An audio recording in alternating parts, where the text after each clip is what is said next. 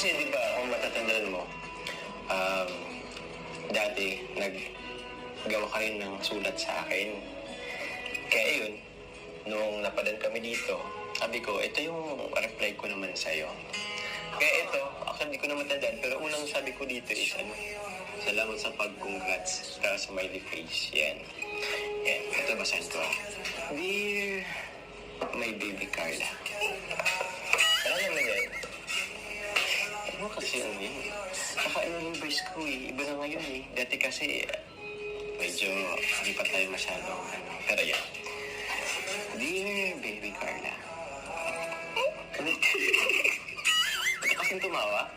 Hindi naman po kasi, yun yung patalaga. I-revise ko nga. Kasi ito, noon pa kasi ito.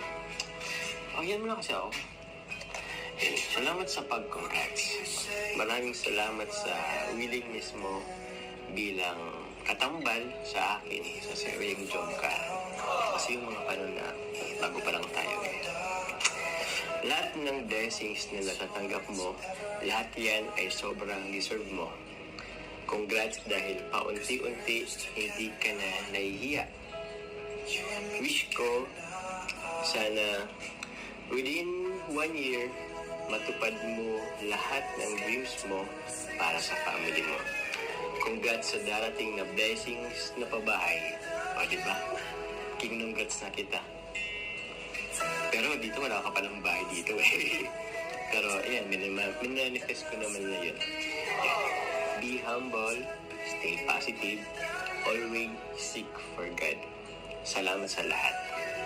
From, Kuya Jomar pa kasi ang nakalagay dito I-revise natin.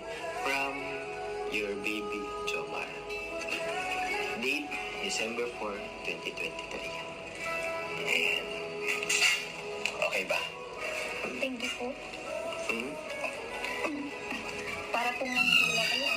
Ang dami pong nangyari after ng sulat na yun. Oo. So, napabahayan sila mama. Tsaka natupad yung mga pangarap na nakapagsabil. O diba? Iba talaga sa kalingap. Kasi tutuparin nila yung mga pangarap mo na akala mo imposible. Pero yun, diba natupad? Nagkaroon ka ng bahay. May bonus pa. Andito na ako Kasama mo na ako. Kinangap po. Dali mo yan. Ayun ko na naman po. Adalhin mo yan. Ba't niyo po kasi kinangap? Hindi ka naman kasi nagsabi. Namiss ka ba? Ayun, wala pwede naman